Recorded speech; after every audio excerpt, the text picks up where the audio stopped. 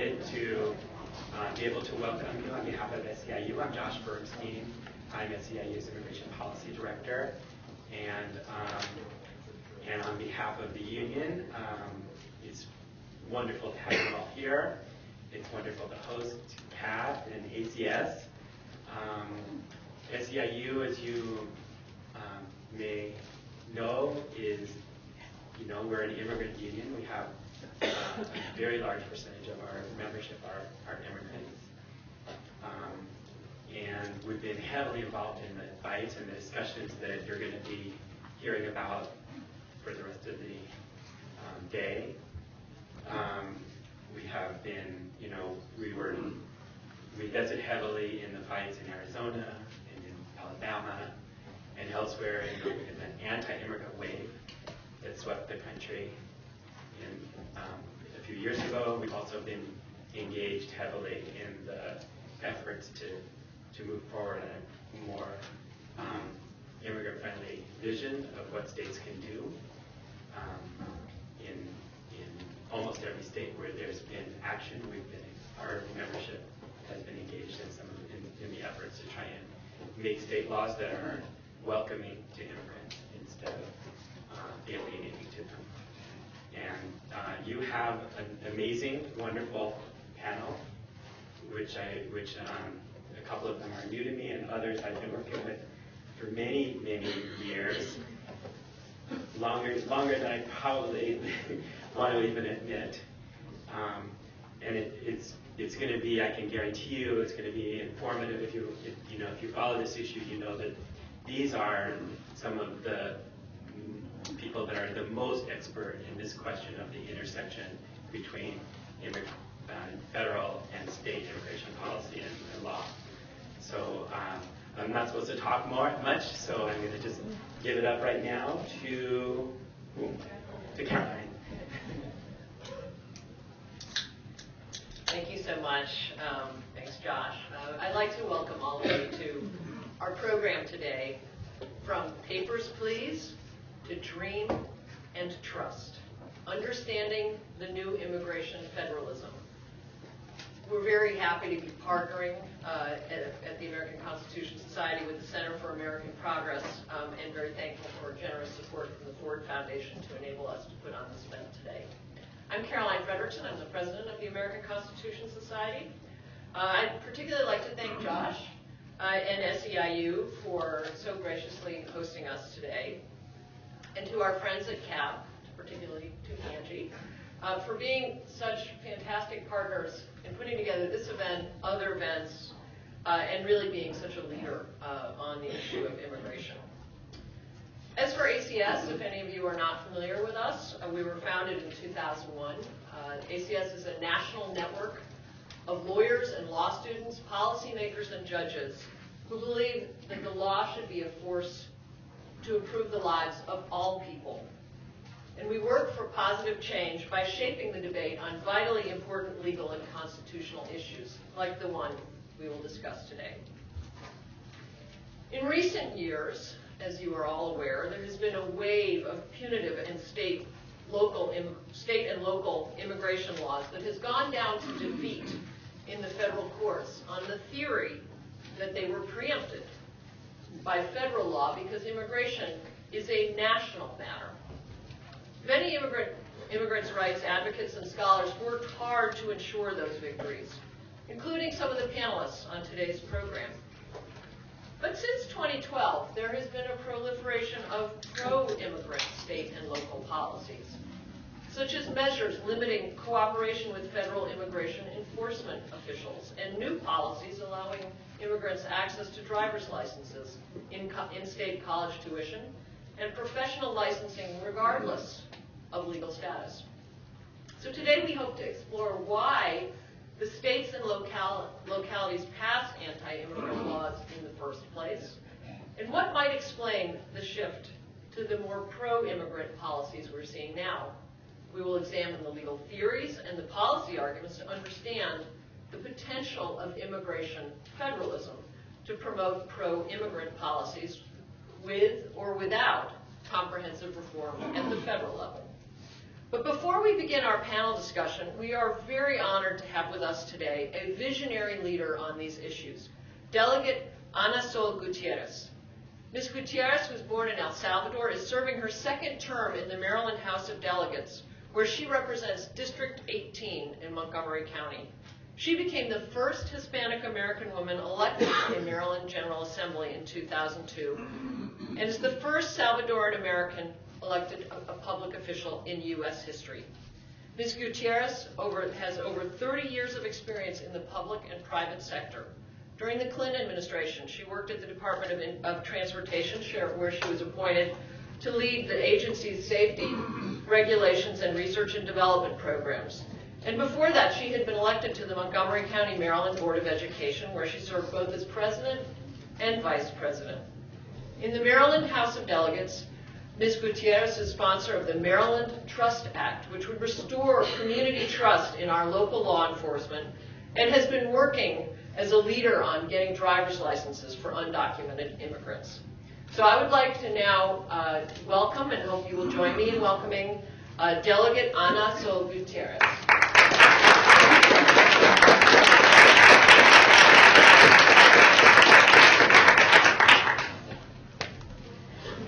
Thank you very much.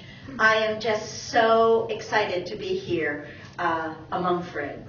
That is something that is rare, to not only have people that are supportive of the issues that you care about, but also with the privilege of being joined by a panel who are not only care about the issues, but have studied and are working on making sure that policies and research and knowledge is increased so that we can come up with better public policies. I've been asked to talk about the Maryland experience, which I am very proud to share. I'm so proud to be a Marylander. I think we're this unique place here on the East Coast where we have been able to pass legislation that is considered very difficult and has been perhaps one of the first states to try to resolve some of the issues. I've now been in the legislature since 2002, so I'm finishing my 12th year, and I am running again because I really wish I could say the job is done and I can relax, but apparently there's still a lot more work to do. I want to give you a little bit of what I see was the path that got us here, because when I was elected in 2002, it was a very different environment. It was a terribly anti-immigrant environment in Maryland as throughout the nation. I would say that probably my first 6 years in office was more about fighting bad legislation that was being proposed, up to 30, 35 bills every year that would take away driver's licenses, for example. Maryland never removed, after 9/11, never removed the access to driver's license. So we were one of the last states to ignore your immigration status for you to be able to get a Maryland driver's license. But there was huge pressure.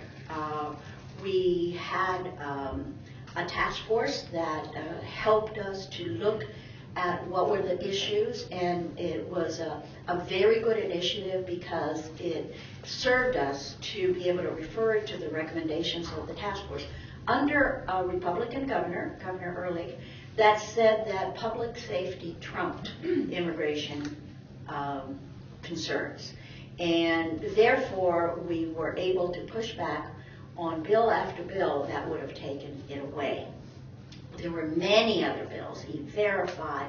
I'm sure you all are familiar with how many different ways the right wing, the anti-immigrant forces have been trying to limit the life of immigrants. And I hate to say that they've been very successful in certain areas. In the most successful area where I think they've been able to create the anti-immigrant laws that are really hurting our community are through secure communities and through the process of deportations. They've ratcheted up from their initial program that would have been limited training and including of police to do the work of immigration and ICE, to now the secure communities, which is there without any real legal authority, but is totally pervasive and affecting us at a very local level by engaging local police in doing the work of identifying, many times racially profiling, and detaining individuals. I'm not going to go too terribly much into that, but it is the reason why now in Maryland there is my bill that would begin to push back on the role of local police in engaging in the work of immigration by limiting the use of detainers and holding people that have no criminal record. California has already passed such a law.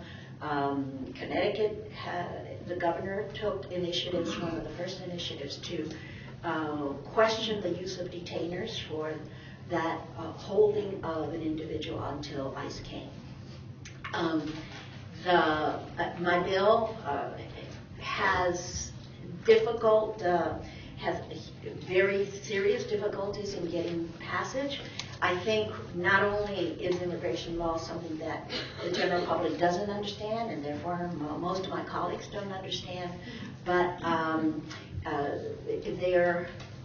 there are a lot of complications as to where do you put your finger to stop that dike from overflowing.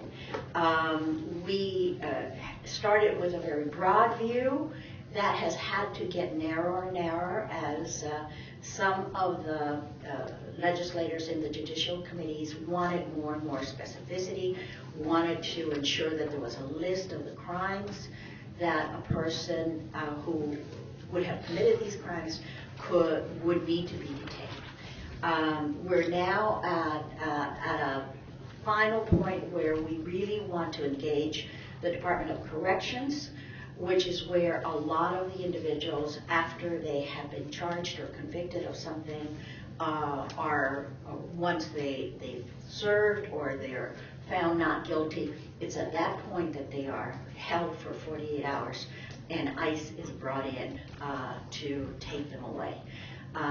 We've also seen just routine stops of individuals for, in one case that actually testified at my bill, he was missing a screw on his truck holding the license tag, and for that he was detained and about to be deported until we were able to intercede. So the path that Maryland has followed, I think, is mirrored by the progressive agenda that we've seen really move across the country. As I said, we were able to hold back on driver's licenses until our governor, O'Malley, actually serving on the DHS governor, Secretary Napolitano's staff, said, I can't do this anymore, I'm getting too much pressure. And so from 2009 till last year, individuals would no longer had access to driver's license. We came back with a vengeance, and now they are able, as of January 1st, to get driver's license. And I'm still in battle because our MBA system requires computerized passage of the test, and people are taking it 10, 12, 15 times and are not able to pass it. So I'm now pushing for an accommodation of paper tests, the way we always used to have them before there were computers. But it just seems like you think you've resolved something and there's another problem. But in Maryland, as I said, we moved with a DREAM Act before there was a federal DREAM Act. We've done other very progressive laws for marriage equality. We eliminated the death penalty. We've now allowed medicinal marijuana, and we have a bill for decriminalization of small amounts of marijuana. So we're on a roll. But I want to make sure that I appeal to you and to our panel that what we're engaged with is very difficult. There's no one clear solution as to how we're going to be able to push back on the deportations. I'm not sure what the fate of my bill is. I will come back, but we absolutely need for Congress to move, for President Obama to move, because we can't do it alone in the states.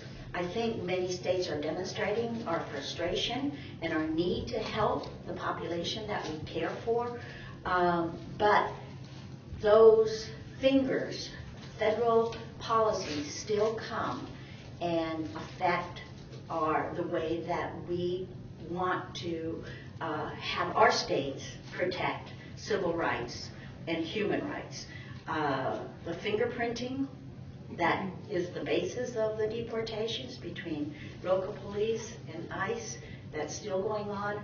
I don't know how to turn off those machines. So I need your help.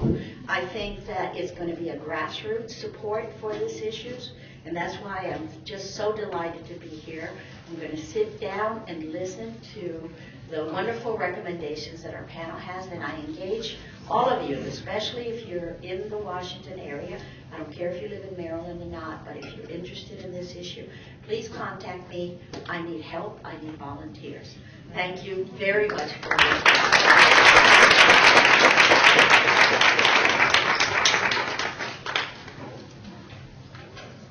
So I was telling Delegate Gutierrez how proud I am to live in Maryland. And unfortunately not in District 18, but in District 20, where we also have some really good elected officials. But anyway, I think we want to thank you so much for telling us how it is on the ground and for all your great work and leadership. So thank you. Now we're going to turn to today's distinguished panel, which will elaborate on some of the questions that the delegate raised.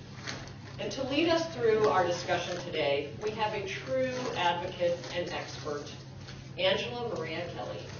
Angie is the Vice President for Immigration Policy at the Center for American Progress, an independent, nonpartisan educational institute dedicated to improving the lives of Americans through progressive ideas and action.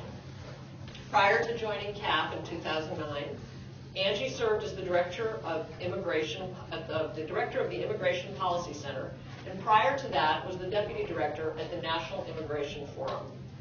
Angie has been on the front lines negotiating the recent congressional bill on comprehensive immigration reform and has been in the forefront of advocacy that has secured key legislative victories, including the Legal Immigration Family Equity Act, the Haitian Refugee Immigration Fairness Act, and the Nicaraguan Adjustment and Central American Relief Act. So we could not have a better moderator for our discussion today. So please join me in welcoming Angie Kelley.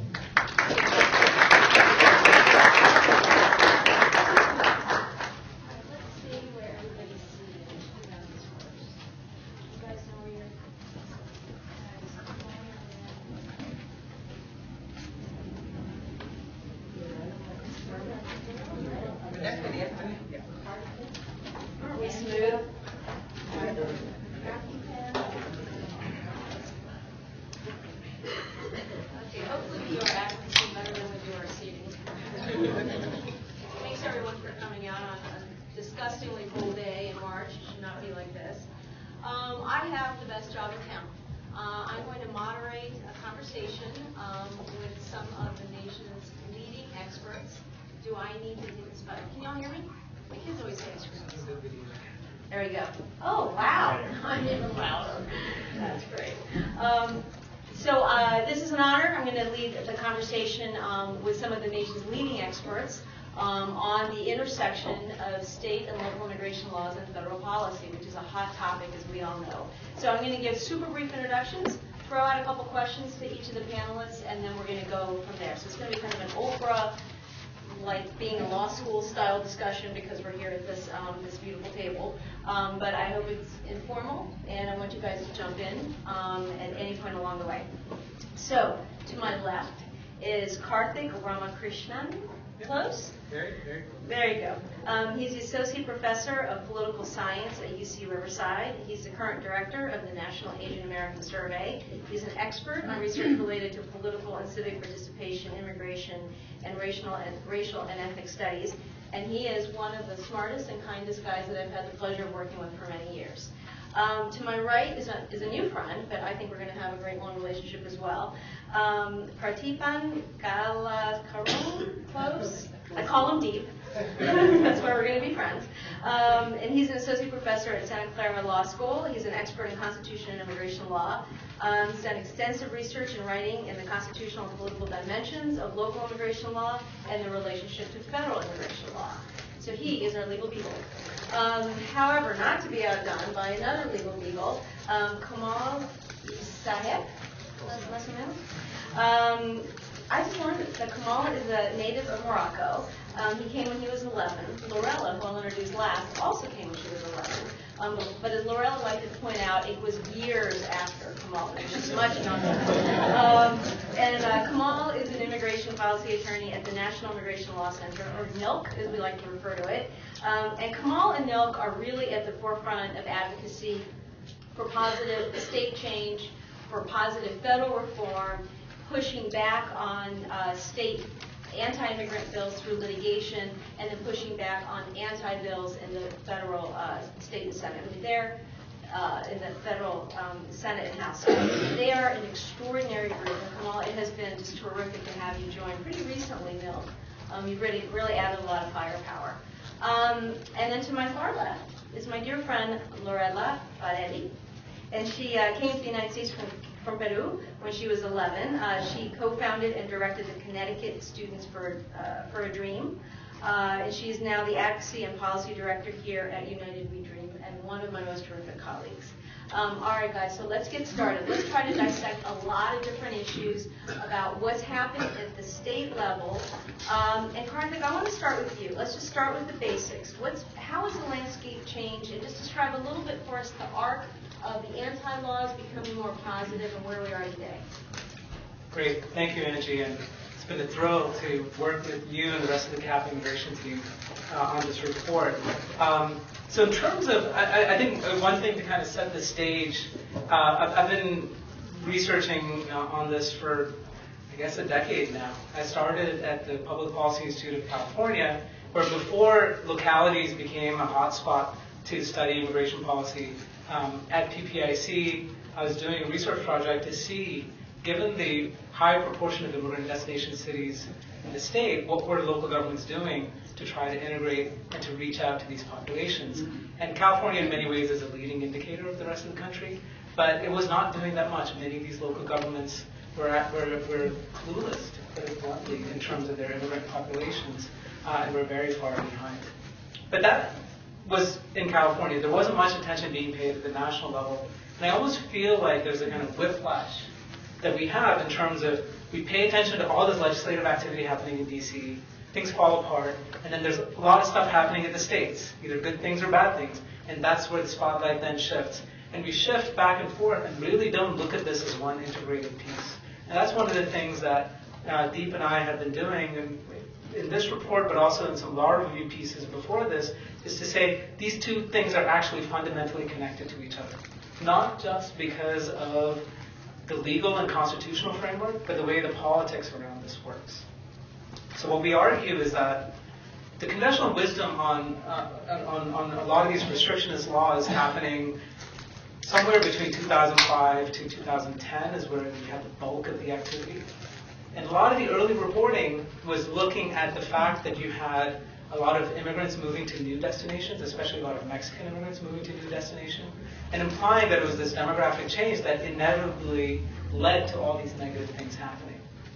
Now, when I first started reading these stories as a social scientist, I thought something doesn't really sit right because there are tens of thousands of localities in this country where there's diversification happening.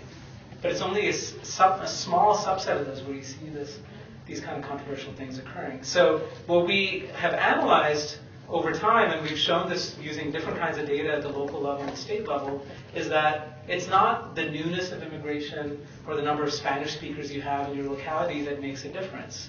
It's how Republican the area is that makes a difference. And this really, I think, helps shift the lens, because there's so much of a concern about who the immigrants are as opposed to what the political contexts were. So we showed that. We also showed, so in our report, we kind of set the stage by saying that Congress and the courts set the parameters broadly of what is permissible at the local level. These political dynamics come into play. And by the way, these political dynamics happen not just at the local level, but even at the national level. And what we showed was that, well, who we call these restricted issue entrepreneurs, and we can talk about that more later, they played a two-level game very effectively. They were able to ground legislation to a halt at the national level and remarkably turn around and say, look, the national system is broken. We need to empower states to do things because there is no solution at the national level. It was a very effective move, and they really, that kind of argument was actually predominant until 2012. And even though 2012 was not a sharp dividing line, because you had a fair amount of pro-immigrant legislation, especially DREAMer legislation in the states, in-state tuition legislation happening before that. 2012 we see as a broad shift, because the courts finally weighed in on many of these cases to sharply limit many of these restrictive laws that Chris Kobach and others had pioneered. Mitt Romney lost the election, and that was huge because Mitt Romney had Chris Kobach as one of his advisors. And he sought his endorsement before the South Carolina primary and talked about Arizona-type laws as being a model for the rest of the country. That essentially got repudiated in the political sphere. So you have courts repudiating a lot of this legislation and politics repudiating a lot of this as well. And that set the stage for a new wave of pro-immigrant legislation. And here what we find is that in some ways the pro-immigrant integration movement is borrowing some of the lessons from the past, from the restrictionist efforts, but also from a lot of the hard work that they did battling this legislation, in which they are no longer just thinking about the federal legislation as the be-all and end-all. They have to be paying attention to the state level, and that's what we're seeing today. Right. All right, so the states are opening up in a big way. Deep, though, walk us through the basics here on the law. What can states legally do in the realm of immigration law? Isn't it preempted because it's a federal arena? So just kind of walk us through and give us some of the basics. Sure. Thank you. So again, thank you for having us, Angie and Carolina. It's a pleasure to be here on this panel. So as Karthick was mentioning, a lot of our research is about the dynamics of this current era, but the dynamics of the current era are informed largely by the parameters that have been set by the court and Congress for the last 140 years. When we're trying to think about, broadly speaking, what room states have, it's easier to think about it in terms of one way of putting it is laws that affect immigration versus laws that affect immigrants, or the way in which it's often described in legal doctrine, immigration law versus alienage law. It's a little bit of a state of,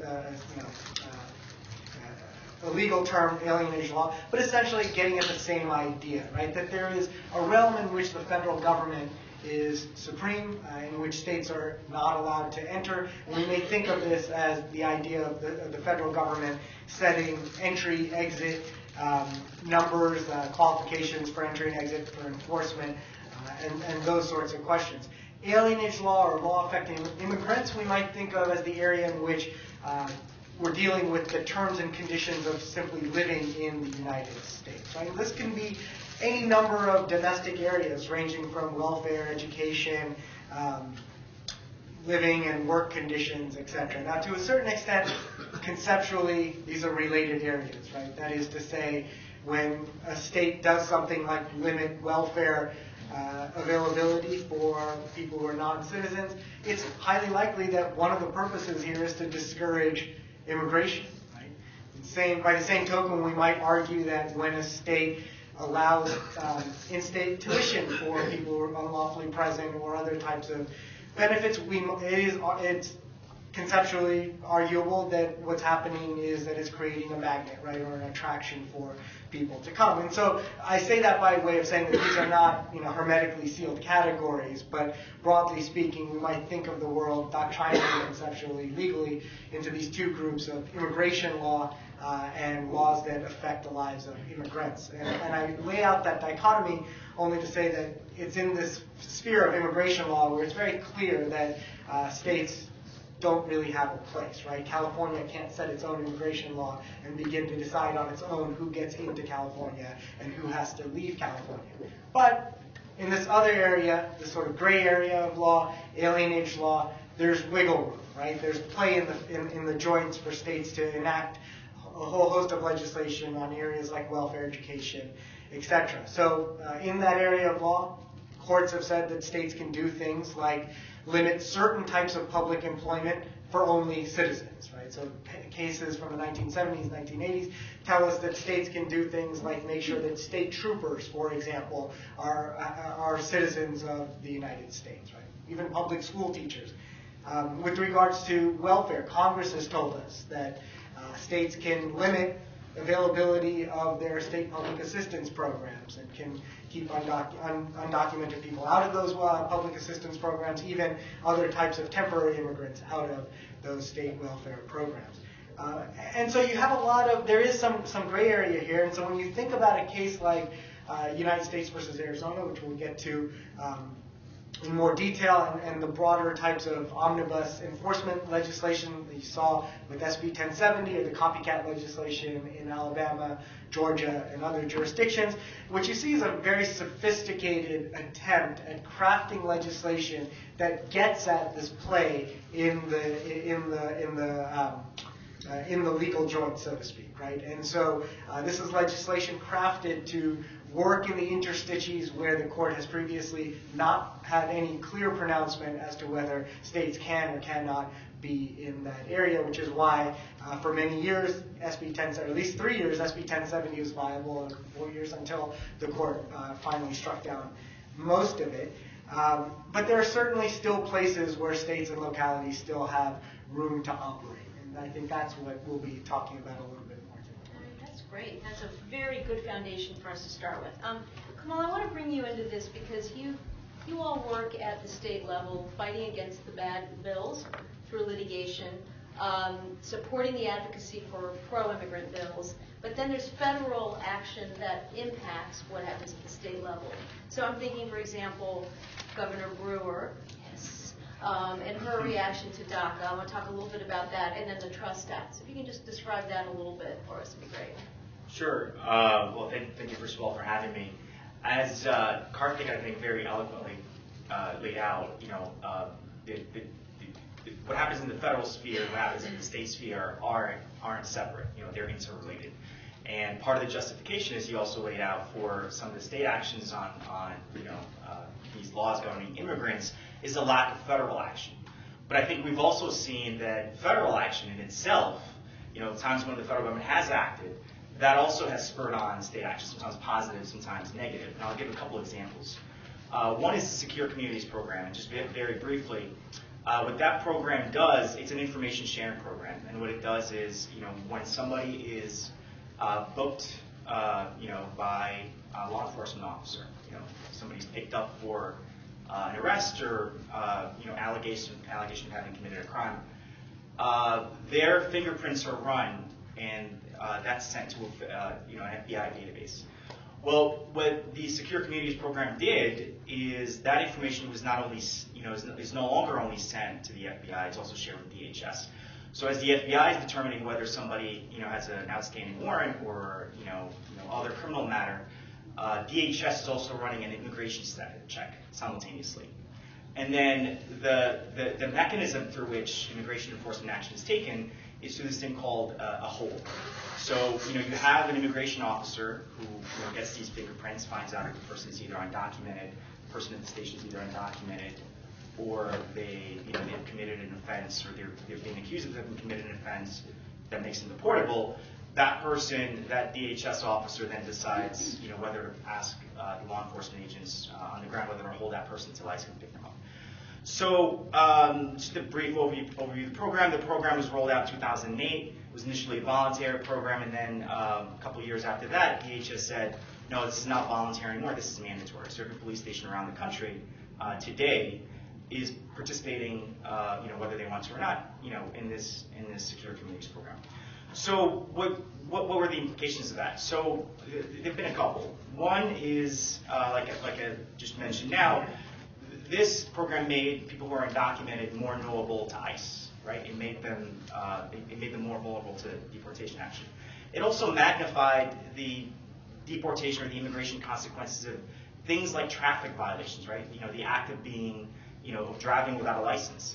In the majority of states, undocumented individuals don't have access to a driver's license. So, they drive, and if they're picked up, they're arrested for driving without a license. But now there's this immigration consequence that may stem from that. They may be deported. And we've also seen, as a result of ESCOM, partly as a result of ESCOM, a pretty dramatic growth in the number of deportations over the past few years. I think in this last fiscal year, a really high proportion of deportations conducted in the interior have stemmed from the Secure Communities Program. So it's been really a driver of deportations. So what that's led to is communities questioning the program, right? How do we interact with this? It's led to a lot of grassroots movement, in various states to enact so-called trust laws, that kind of minimize the interaction between federal immigration enforcement and state and local enforcement. And it's also, I think, been part of the driver for some of these driver's license laws that hopefully we'll get a chance to talk about. The second federal action that I'll talk about briefly is the Deferred Action for Childhood Arrivals program. So in June 2012, President Obama made this announcement that individuals who meet certain criteria, generally dreamers, folks who came here at a young age, and either have a high school degree or in the process of getting that, are no longer subject to deportation, right? They're protected from deportation for 2 years, and they get a work permit for that period of time. And states across the country, each state has its own driver's license law, its own rules for determining who gets a driver's license and who doesn't. And for the most part, the vast majority of states, if you have a work permit, you're generally eligible for a driver's license. If you are in a category where an immigration category that which you're considered lawfully present, you're eligible for a driver's license. If you have deferred action, generally you're eligible for a driver's license. But we've seen the reaction cut a couple of different ways. So in Arizona, we saw Jen Brewer. Yes. We saw Jan Brewer, despite the fact that Arizona law, we think, is crystal clear that individuals with DACA should be eligible for driver's licenses there. We've seen her take the opposite view, which we think is a political statement about her opposition to the program itself, rather than an application of Arizona law. And the case is being litigated. We're part of a coalition of organizations that are litigating that policy. And on the positive end of things, we've seen a lot of states that the fact once these dreamers got DACA, right? We're talking about a population of 500,000 that already have DACA, and potentially 1 million who could eventually get it. It kind of forced states to grapple with this licensing question, right? It kind of put it front and center in front of these legislatures. What do we do with these folks who were previously undocumented but are now have the paperwork that makes them eligible under our laws to get driver's licenses, and then further, what about their family members? What about other people, in the community? So I think DACA kind of gave a platform for some of the good policy arguments for having universal driver's licenses. It gave a platform for them, to be presented. All right, that's great. Those are two terrific examples that we'll pick up on in just a minute. But I want to bring in yet another perspective and another issue of tuition equity. So, Lorella, talk to us a little bit about what the gentleman identified in their paper. Let me hold it up and give a plug for this terrific paper, Understanding Immigration Federalism in the United States. And rare is it that we have a lawmaker signing a bill and we're all smiling. It doesn't normally happen to us, but this is the trend we're going in, thankfully. So, Lorella, one of the things that they identify is the shift, the strength, the breadth of the coalition that's pro-immigration now, pro-reform at the state level. And really, when I think of that, what personifies it is you, right? It's a dreamer who just wasn't going to take it anymore. And so talk a little bit about how you saw that evolution of state-level dream advocacy and then fold into it the federal work that you guys have been doing. Sure, and thanks for having me here. So, I think I kind of want to follow up from some of the things that Kamal laid out, which is how does some federal laws also have an impact on what states can do? And in 1996, you have IRA, right? And that limits the state's ability to provide in-state tuition rate to undocumented students based on state residency. And then what you see happen is basically states like Texas, going back all the way to 2001, figuring out ways to craft legislation by basically circumventing federal statutes. And so, you have them, instead of basing it on state residency, they talk about, for any student who has been in a high school from that state, who has been there for 3 to 4 years, maybe that makes them eligible for the in-state tuition rate. And so you begin to see a lot of activity, I think, at the state level, trying to figure out, the reason why I say this is because federal laws are really important, and they really shape our ability to do things at the state level,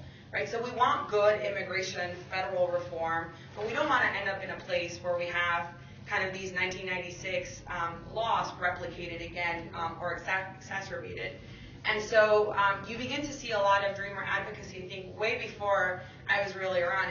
In 2001, I hadn't been in the United States for all that long. And I graduated from high school in 2007, and I'm thinking, what am I going to do next? I'm about to graduate from high school, and I need to go to college. And in Connecticut, dreamers were not allowed to pay the in-state tuition rate. And so, I can't talk about the experience of dreamers in Texas. I can talk about the history of in-state tuition bills. But in Connecticut, right after the failure of DREAM in 2010, we go to Connecticut, and there's already a pretty solid coalition basically doing the work of securing the passage of an in-state tuition bill in the Connecticut legislature. And what was really needed was, okay, who are we talking about when we talk about dreamers, or when we talk about undocumented immigrant youth, and they're going to be taking advantage of taxpayer money, or these are the things that you were hearing. And it was at that moment that Connecticut Students for a Dream really came together, and where we began to train young people who were undocumented to publicly share their stories. So people were doing a lot of behind-the-scenes lobbying with people, with legislators, but no one was really driving the public narrative for why this tuition equity law was so critical and the difference that it could make in Connecticut. So today, we only have about 1,000 students, I think, who are undocumented in Connecticut, who are either in an associate's or a bachelor's program. But it could benefit anywhere between 11,000 and 20,000 students in the state of Connecticut alone. So, you have 15 states, basically. And, I remember reading in your report the role that partisanship plays.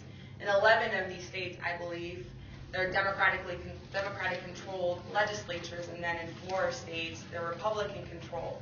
And so, when I talk about the role that student activism and undocumented youth play in this, I want to kind of challenge us to stop thinking about dreamers as only shaping the public narrative, because a lot of state measures are also coming together because dreamers are the ones doing the political strategy and defining what the goal and what success looks like is at the state level. And so, immediately after we finished our tuition equity push in Connecticut, we began to do research with the support of the Yale Law School to think about, so what's next for dreamers in the state? And that's where we began to think about institutional aid as an opportunity for dreamers to have greater access to actually go on to post-secondary education. And so you have dreamers shaping the political strategy, making very clear that there's a need to push for that and for it to be implemented, and then playing a critical role in the actual implementation process of it. Right? So after we passed the Connecticut in-state tuition bill, there's this question now of how do people learn about it? How do people trust that they should sign their name to an affidavit and basically say that they're undocumented? And so the role that we begin to play is a public role both in the media and begin to visit schools so that we can tell students about it, so that we can educate guidance counselors so they're not discouraging students from going on to post-secondary education, and that people trust that because we ourselves are going through that process, they themselves can take that risk as well. And so it really, you know, I think they're all connected, but that's the role that we've been playing. And I think it raises questions about, now what do you do federally, right? So before Deferred Action for Childhood Arrivals, or DACA, there was no work permit. So now you have all of these students who are going to college, who have degrees, and the big question is, how do they put their degrees to use? And I think, you know, in some ways, that has a lot to do with how the DREAM Act legislation came together back in 2001 as well. And you have all of these states passing tuition equity measures, and now the big question is, what do you do with all of these college graduates? But you know, I would say that beyond kind of the tuition equity framework, there is the framework that undocumented youth look at that is really advancing the rights of non-citizens. And so I am not from California, and I wasn't there, but I know that the California Immigrant Youth Alliance played a critical role in really pushing the Trust Act, right, through civil disobedience by sharing the public narrative, and are now really leading with this coalition the efforts to make sure it's implemented. But that was a great description of how the Dreamers do the political strategies you well described, the implementation, the public narrative, the credibility, if you will, for these programs to work. Karthick, talk a little bit more about the dark side of the force, the Darth Vaders, or issue entrepreneurs, as you call them.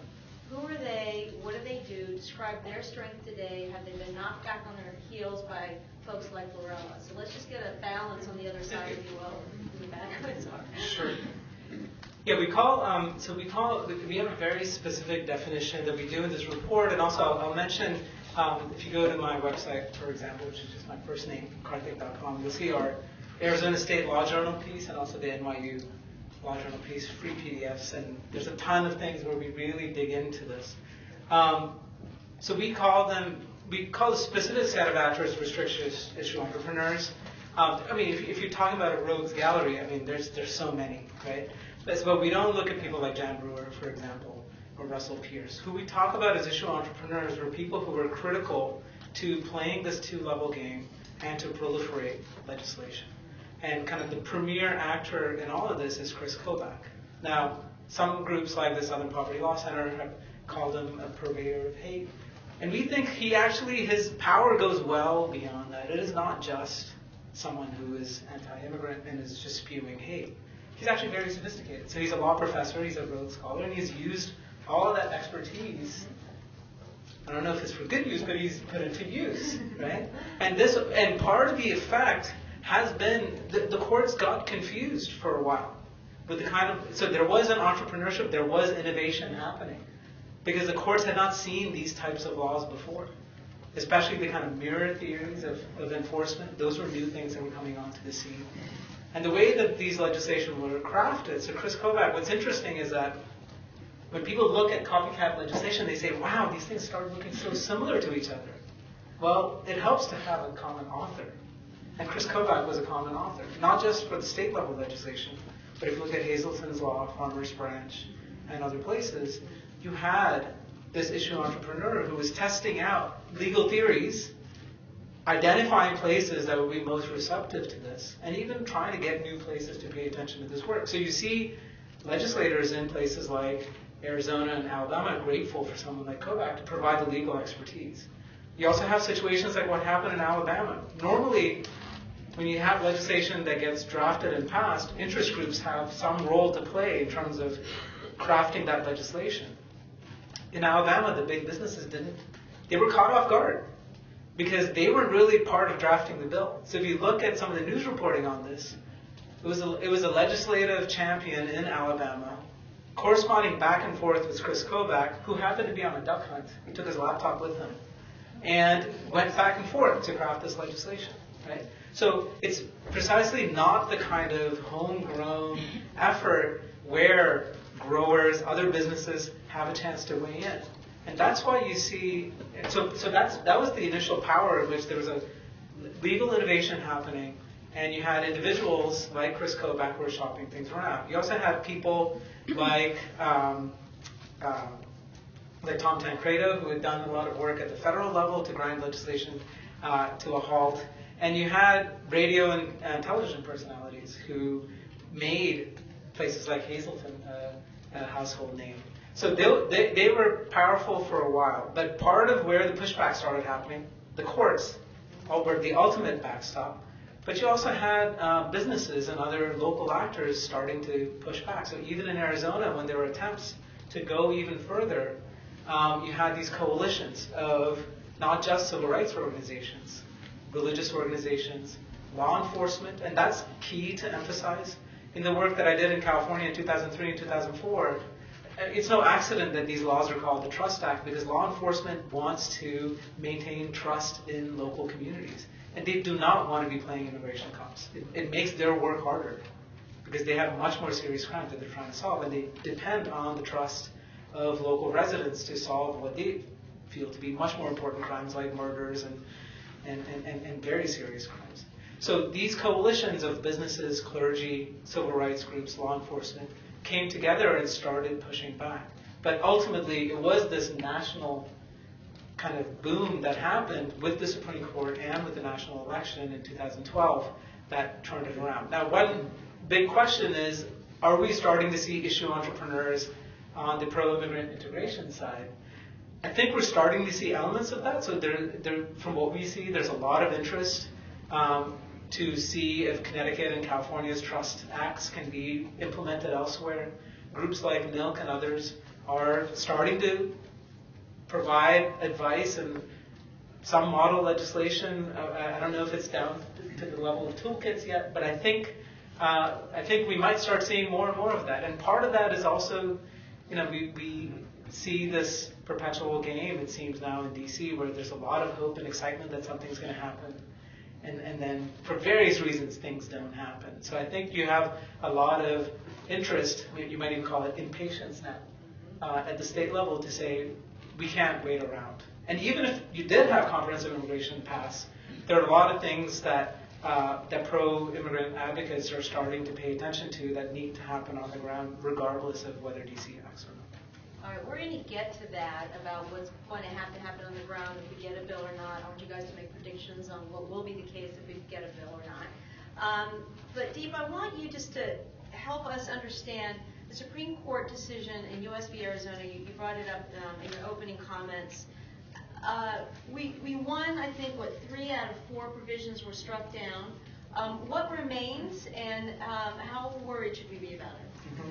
So let me get to that question in just a second, just to follow up on something Karthick said, that one of the interesting things about the creation of the model legislation is that if you looked at early the Immigration Reform Law Institute, ironic name, for the organization that was backing a lot of the legal stuff that Chris Kobach and his partners were doing, on their website, you could have found, and I think still can find, a link to model legislation, the toolkits that Karthick was talking about. So it's very easy, it would have been very easy for a state or locality that was so disposed, a Jan Brewer or Russell Pierce, to essentially just go to the website and pick up what would be model state legislation, model employment legislation, model rental ordinance legislation, and then perhaps tailor it for that jurisdiction, which turned out to be a very effective strategy. And as Karthick mentioned, something to watch out for to see if that's going to happen on the integrationist side. I actually have seen on the integrationist side, I don't know if it's from NILC, but with regards to civil detainer policies and resistance to ESCOM, sort of toolkits being created for shopping to various jurisdictions, which does seem, in some sense, like a mirror of the effective strategies on the restrictionist side. But to get to Angie's important question about United States versus Arizona and SB 1070, as Karthick mentioned, the big boom, or you might say in 2012, was the federal courts stepping in to turn back some of the tide with regards to the restrictionist legislation. And I should mention here that, this is a critique perhaps of integrationist or pro-immigrant movements, is that I would say that you can start in the 1980s and 1990s and even in the 2000s, a significant, I think, faith, perhaps too much faith, that federal courts and the federal legislature were going to be the solution to restrictionist or nativist focus, to nativist forces. It very well might be a place to place energy, but I think what the last decade has shown is that there are other ways of being more effective, or perhaps as effective or more effective in achieving those ends, and that might be at the state and local level, especially in light of what might be a predicted longer stalemate on immigration reform at the federal level than most of us would want. But in any case, there was the federal courts did step in, and the federal courts did turn back most of, I think, the restrictionist tide. To Angie's specific question, one thing to think about with regards to SB 1070 is this: there were only 4 provisions that made it to the Supreme Court that were tested in the Supreme Court. But if you read SB 1070, it's much more than 4 provisions. There are several provisions to it, amongst which is Provision 1, or Section 1 of SB 1070, which lays out attrition through enforcement as a viable, as a state purpose, as a viable state purpose, right? One that at the trial court level, at the appeals court level, and at the Supreme Court level was not really addressed, it was not presented, and in fact the only time at which it was addressed was at trial court level, at which the trial court said that we can't enjoin a purpose. Now that might be doctrinally true, you can't stop a purpose, but conceptually I think it's worth thinking about, right? The state has announced that its purpose is to essentially create self-deportation. Its job with its legislation is to discourage the presence of unlawfully present persons.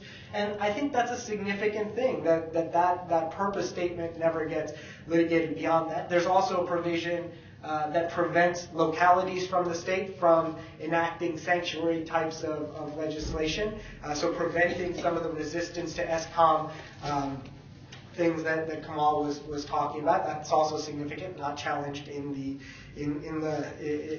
case. And so you get the 4 provisions that are challenged, 3 of which are struck down. Broadly, I think you can think of those 3 provisions as either setting up independent state crimes for what are already federal violations, so seeking work without authorization, it would be one of them.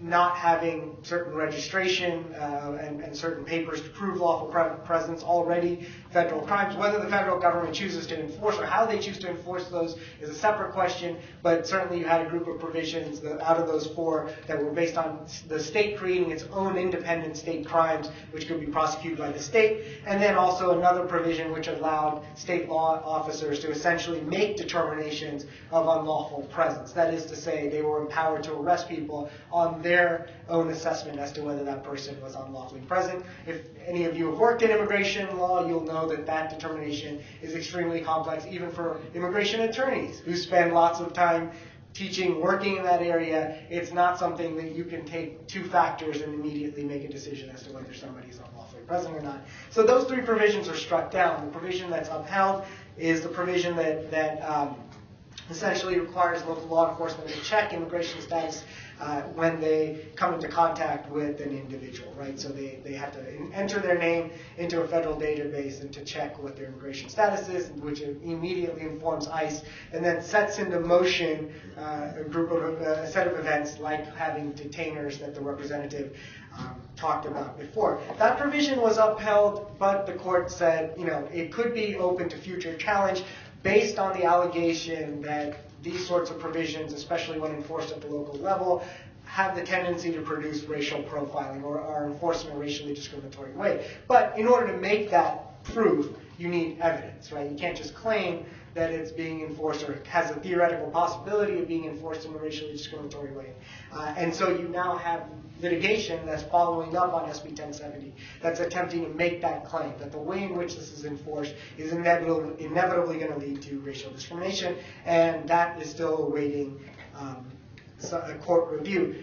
The copycat legislation, Alabama, Georgia, etc., even Hazleton, Farmers Branch, Fremont, Nebraska, all of which were tested in federal court, none of which made it to the Supreme Court, but all of which were tested at the appeals court level. For the most part, all of that struck down at the appeals court level, although interestingly, certain provisions that were not present in Arizona, right? So theoretically, the Supreme Court has not spoken, or it's not theoretically, the Supreme Court has actually not spoken on a few of those provisions that were struck down at the circuit court level, making it theoretically possible that other jurisdictions could enact those sorts of provisions. And you do have, I should point out, a circuit split developing, at least on the question of rental ordinances. There's one circuit court that upheld, this is the 8th Circuit, upholding a Nebraska city ordinance that prevents the rental of property to unlawfully present persons. But then you have the 3rd Circuit and the 5th Circuit courts of appeals, which rule the other way on that same question. And so an unresolved question on rental ordinances at the appeals court level. So that's sort of the lay of the legal land with regards to the recent round of restrictions. That's perfect. Thank you. So, Kamal, given that you guys are the good guy guerrilla forces, how is NILC setting itself up? Are you doing the toolkits that Karthick referred to? Are you watching Nebraska at the same time and seeing what comes out of that, the differences in the circuit courts, something that might go up to the Supreme Court? Just kind of give us a sense of where your focus is, given how much there is to look at. Well, as responsible issue entrepreneurs, we're fighting on all fronts. Yeah. I think the litigation is ongoing. The SB 1070 2B component of the litigation, that's still ongoing. The counterparts of that of 2B in Alabama and South Carolina were recently settled. Just restate what 2B is in case. 2B is the section of the SB 1070 law that was not struck down by the Supreme Court.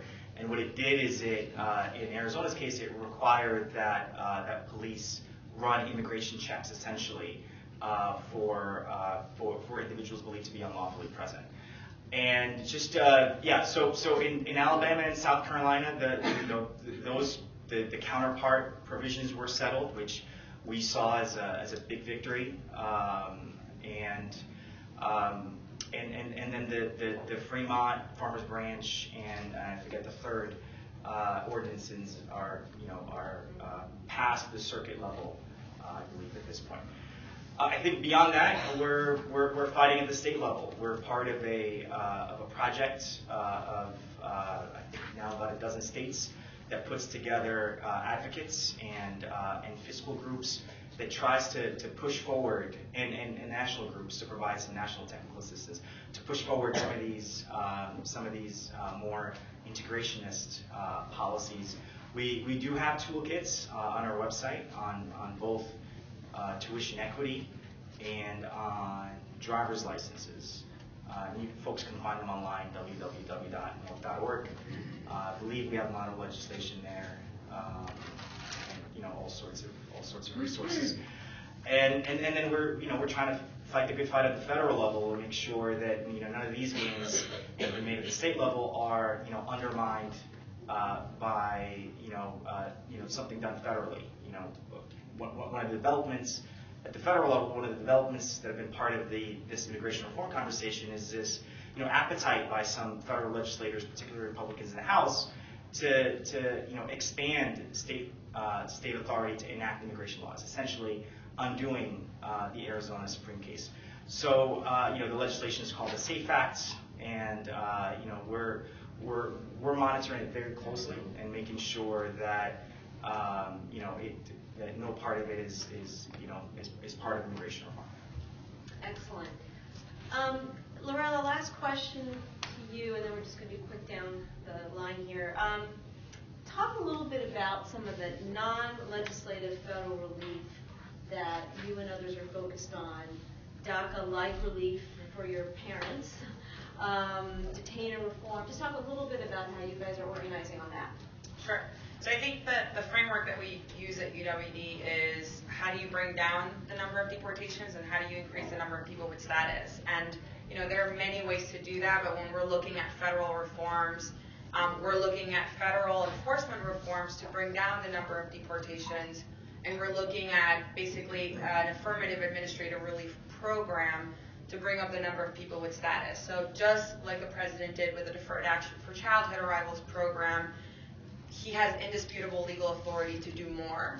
And to basically, in the absence of federal legislation, or as we wait for federal legislation, because that is the only way to really get people to go from being undocumented to being green card holders and U.S. citizens, that there's more that can be done for him to begin to consider other classes of people to have both a work permit and some protection from deportations. And then I think in terms of the federal reform, how do you bring down the number of deportations?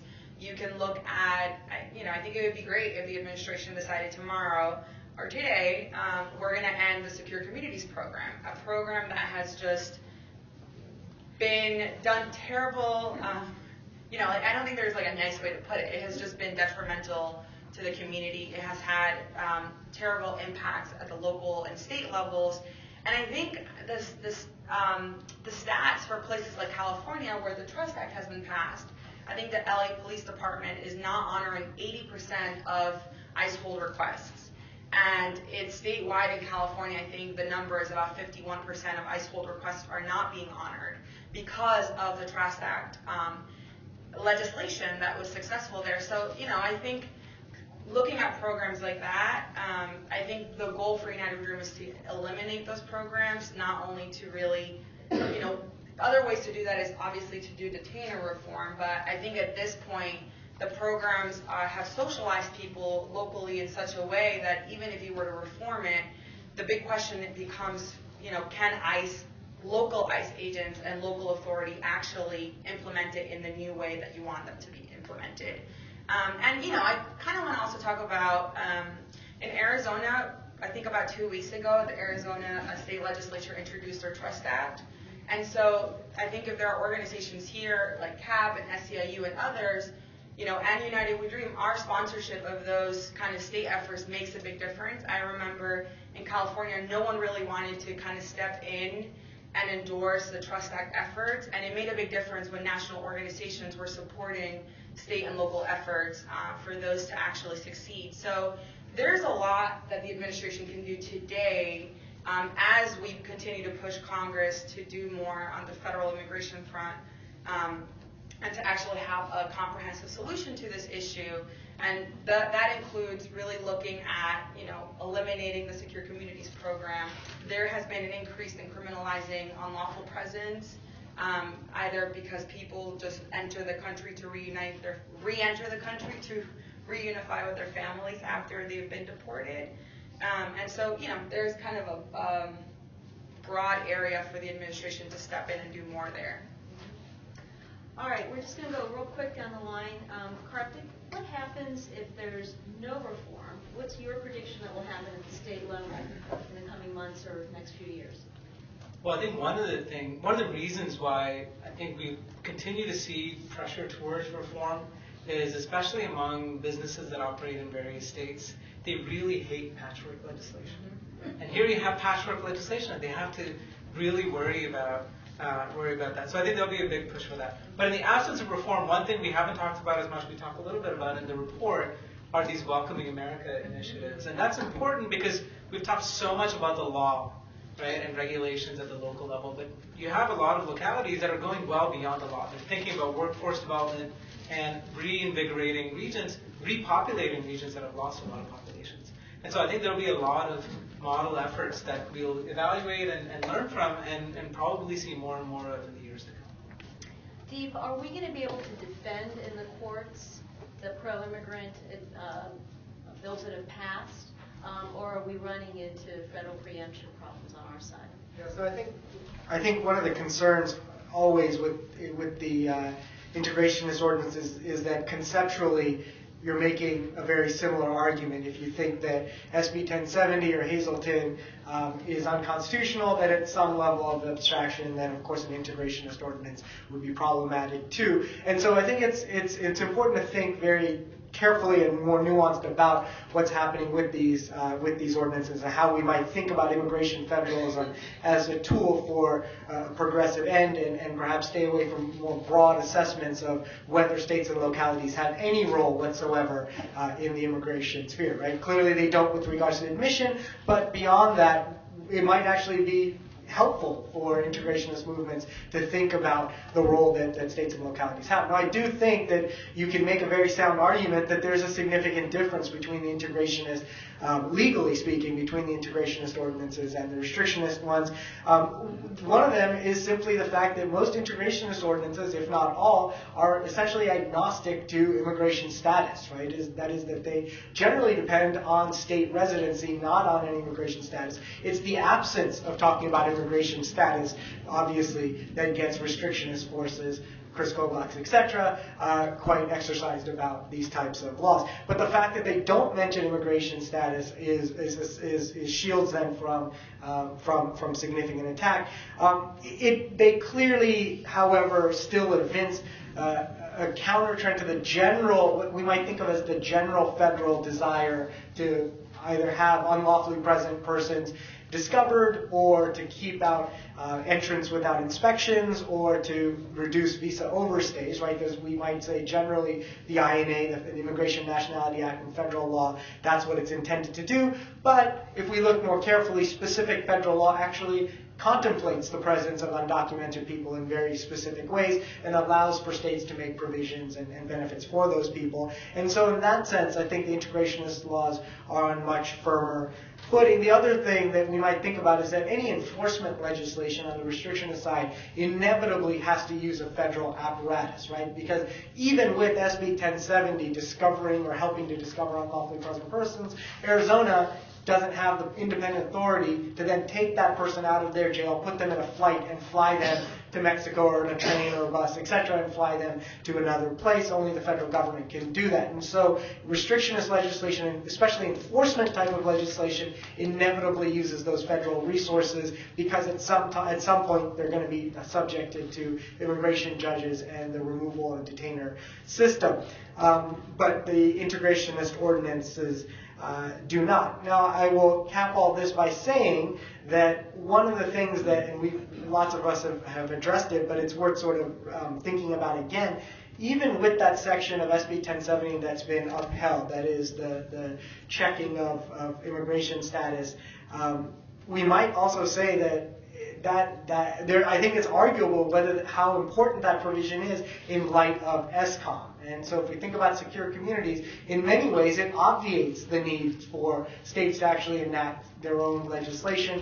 And ESCOM, by the way, is not created through federal statute, right? It's an enforcement regime created by the Department of Homeland Security. It's an administrative enforcement regime.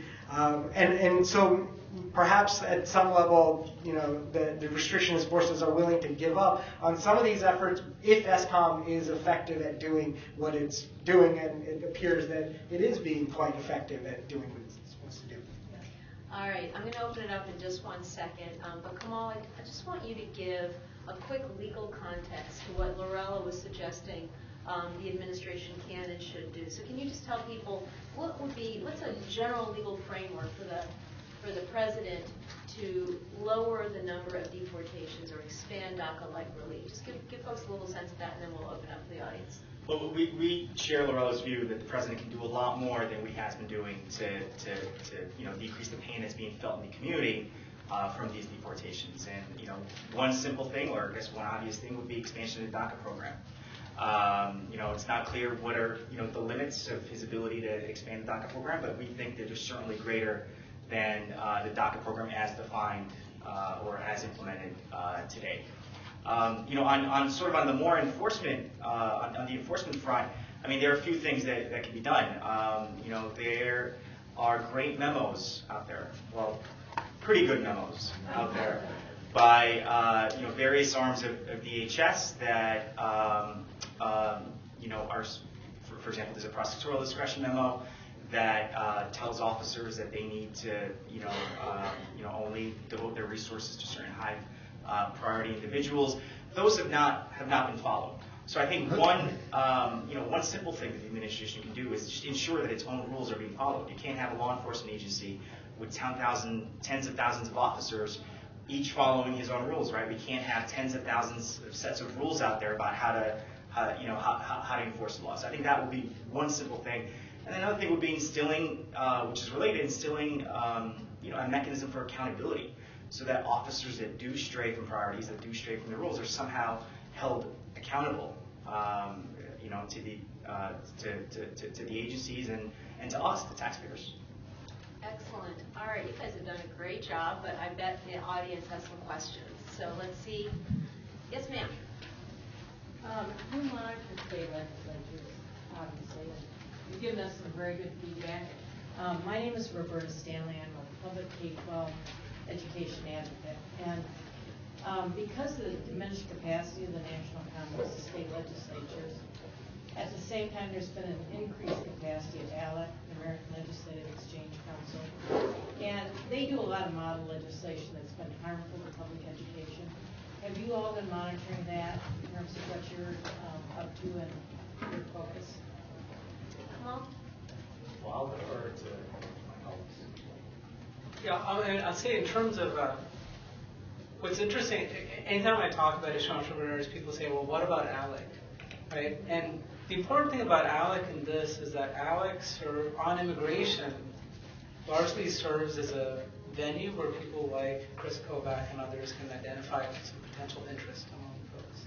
But ALEC has not been as strong here as it has been on some of the law enforcement stuff, the gun laws, for example, some of the other types of legislation. So, it certainly, I think it served as a kind of breeding ground, if you will, or a place for exchange of ideas, which is the way it's intended to. But ALEC has not, to our knowledge, all that we've seen on the immigration side, has not been the propelling force on immigration. There have been other actors, like the Immigration Reform Law Institute, May which I is volunteer in that regard? Well, we've got plenty of other bad guys going after us, but appreciate that. Can I just add a little bit to that? I mean, I think we didn't get a chance to talk about this today, but I think part of the reason why we've seen a proliferation of integrationist laws over the past few years, I think they're just good policy, right? And they've just been arguments that have been developed through fiscal research and other research that have shown that these are just laws that are good fiscally, that are good for public safety, and that are good for other reasons. For example, the DREAM Act. There's been some research done to show that states get a good bang for their buck. When they invest money into Dreamers. On the driver's license side, there's been research to show research on the number of uninsured individuals who are involved in traffic fatalities. Research done on on the benefits from the law enforcement angle of knowing who's on the roads. So there've just been some really good. I mean, certainly the politics are the politics of 2012 of the election have been a big driver here. But I think we also have to acknowledge that there's just some solid policy arguments behind these issues. Excellent point. Yes, the gentleman there. I'm Mark Gruenberg from Press Associates Union News Service. I have one legal question and one political question. Since one of you mentioned that most of the integrationist laws have been passed in, I think it was 11 out of 15 Democratic-controlled states, and 4 Republican, and the other side, the other laws have been passed in virtually all Republican-controlled states. Talk about what would have happened if, under various scenarios, in this fall's election. That's the political question. The legal question for the two law professors on the panel is: has any consideration been given to using the Constitution's full faith and credit clause? I think it's Article 6, to expand the integrationist laws to the other states. Let's start with the legal one first, and then we'll do political. Sure. Okay. So Article 4, full faith and credit, and the suggestion is what that. Well, that if a court in one state or the state legislature passes an integrationist law, the Constitution basically orders other states you have to follow. honor that law. Yeah, and I see where you're going with that. It doesn't work. So that argument works well in the context of, for example, same-sex marriage, right? If it weren't cut off by other avenues, because what you're saying is that this is a record that a state has created that must be given legal force by another state. But if we're talking about, for example, the fact that the University of California system is going to provide in-state tuition benefits to California residents, that's not a portable benefit in the same way we might think of a portable thing in the same way we might think about a marriage. A declaration of marriage by the state, right? And so many of the things we're talking about aren't the types of things for which you can make what you're suggesting that is an Article 4 claim. And so it ends up, it's worth thinking about, but most of it, I'd have to think about it a little more, but I can't think of right now any particular integrationist benefit or license that might be portable. Maybe with regards to a professional license, but even prior to thinking about undocumented persons, right? Just because you have a medical license or a law license in one state does not make it portable into another state, right? And so that's true even outside of the immigration context. All right, then the political question is, Sure. Big change in the midterms. What Well, I mean, I think there are different ways that actually, I want to take the political question in a different way. I think if you're looking at Florida and what's happening there in terms of their tuition equity law, I mean, it's very much, there are people coming from Florida who are thinking about running for president. And last time around, they learned that trying to run on a self-deportation agenda will not win you immigrant voters, who, by the way, are critical to winning the presidential election. So I think that's, ironically, one thing you'll see is the logic of presidential politics filtering through the state system. You're starting to see that. Another thing that also it shows you is that presidential elections are consequential. One of the things that Deep and I were also working on a paper looking at the role of the executive branch in these various state laws. If Romney were elected president versus Obama, first of all, I mean, Arizona and the United States that had already gotten resolved, but how about the Trust Act? We think, and there's a fair amount of, and Deep's the kind of legal expert here. I mostly ask the dumb questions on the legal side, and Deep answers it for me. But the way I understand it, from talking to Deep and also to Hiroshi Motomura, who has done a lot of work on this, the trust acts, the reason why they are less likely to be subject to constitutional challenge is that the federal government cannot commandeer state resources to do its work. So it's not just in the fact that a lot of these laws don't mention immigration. There are certain kind of legal and constitutional advantages, and these laws are crafted in a very careful way, so that even if you had a Romney administration challenging these types of laws, chances are they probably would not have succeeded. But there might be a lot of resources by the federal government to push in the other way in terms of state legislation.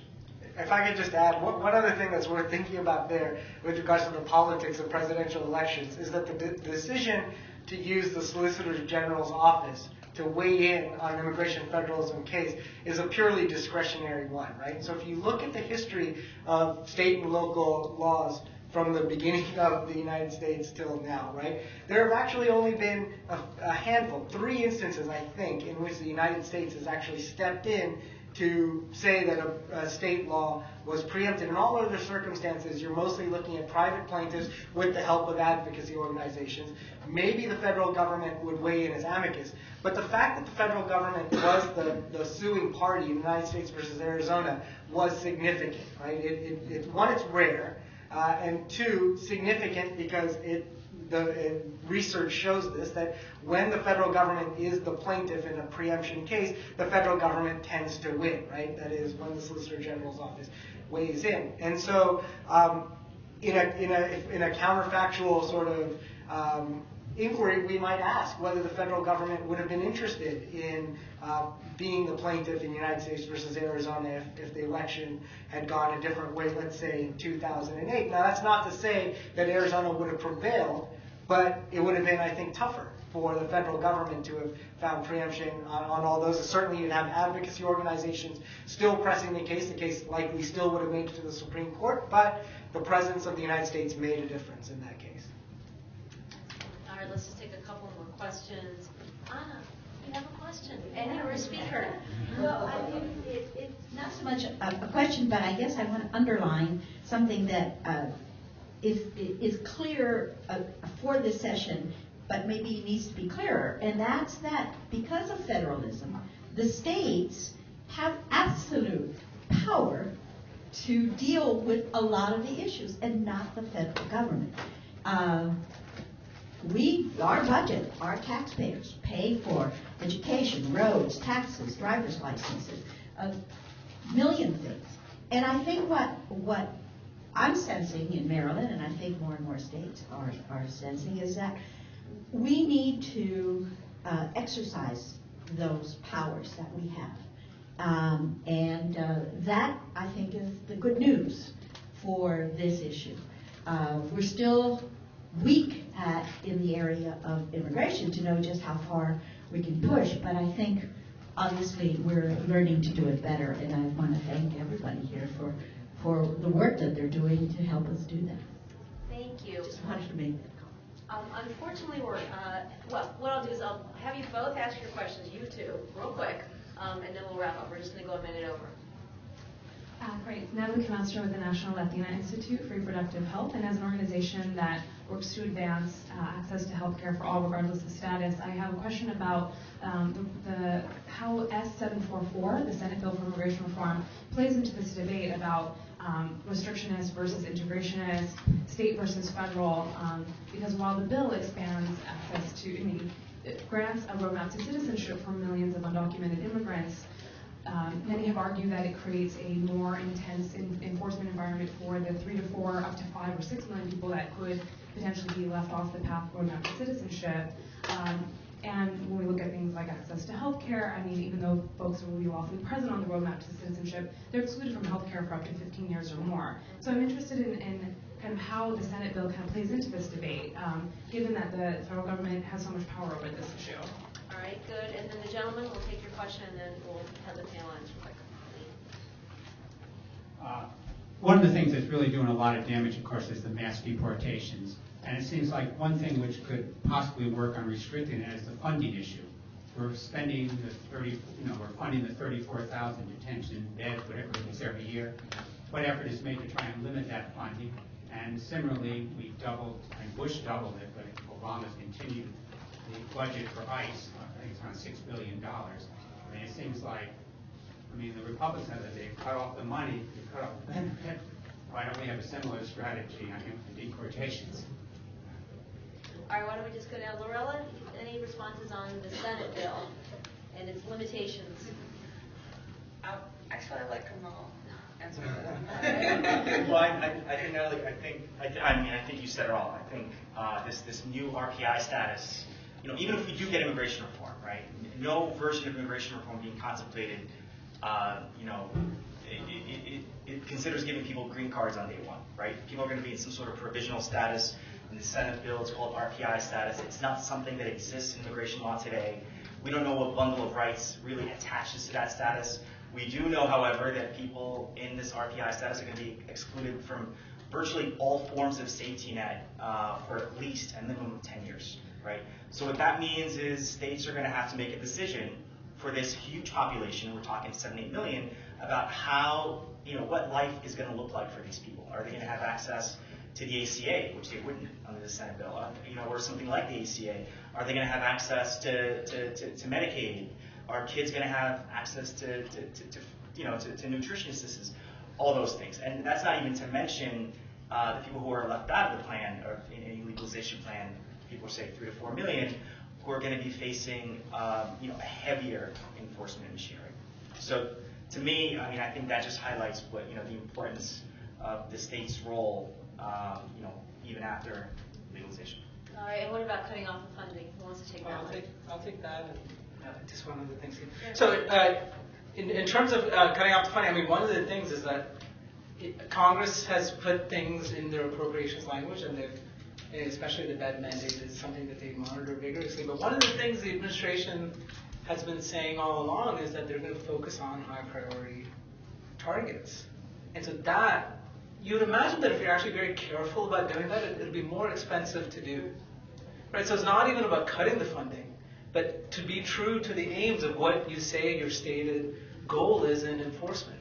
So not just to just harvest people out of these ESCOM lists. That's a kind of lazy and cheap way of going after high priority targets, right? An inefficient way of going after high priority targets. So I think that's one possibility. The other thing I was going to mention too, looking forward, I see Michelle Waslin from the Pew Center on the States here, and they are paying attention, right? And they're going to be one of the organizations monitoring moving forward in terms of what roles states will play on immigrant integration. So, I mean, I think one thing that's very clear from this is that even if whatever piece of federal legislation gets passed, the chapter is by no means closed on the state level. And folks in DC, and I'm glad to see institutions like CAP and the Pew Center on the States really taking this seriously, because it is not going away. We are in a very new chapter when it comes to immigration federalism in this country. I just want to add one thing, and I know we're wrapping up, but I think one of the administration's kind of legal argument for having enforcement play out the way that it currently plays out is Congress appropriates X amount of dollars, and we have to use them in this way. And I'm just kind of following what my colleague said, which is actually, I don't think that's accurate.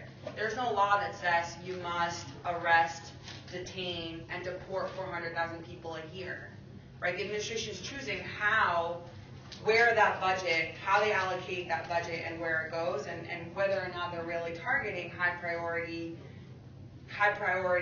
targets, or if they're focusing still on removing parents of dreamers, parents of U.S. citizens, parents, period. And so I think that as a legal argument, it's been widely discussed now, at least in the last year, that the administration doesn't have a strong legal argument for not being able to expand administrative relief, and obviously to do more on the enforcement side, which is to some degree, I think, why they're now doing this review of their deportation policies. Excellent. Any last comments by the gentleman to my right? Sure. Quickly on both of them, to the first question, I think this is exactly why, even if you're a progressive, you believe in the immigration reform at the federal level and what the Senate has put forth, that it's a mistake to stop thinking about states and localities because of the very things that you suggest. The people who are left out, the concerns with healthcare, I mean, these are the things that are, even if that were passed, let's say tomorrow, that version of the bill were passed, that would mean that the very next day you would create all sorts of concerns that states and localities would then have to begin dealing with, and we'd get a whole new round of immigration federalism cases. And with regards to the deportation question, look, the bed mandate, if you ask me, I think it's indefensible constitutionally. The problem is you would actually it's hard to find a plaintiff who could go to federal court to challenge that. So you do have to think about resource allocation. I think the problem is a lot tougher than simply saying that the federal government needs to stick to its priorities. I think that's right, and there is no magic number of deportations. 400,000 is not a magic number. Neither is 100,000. Neither is 200,000.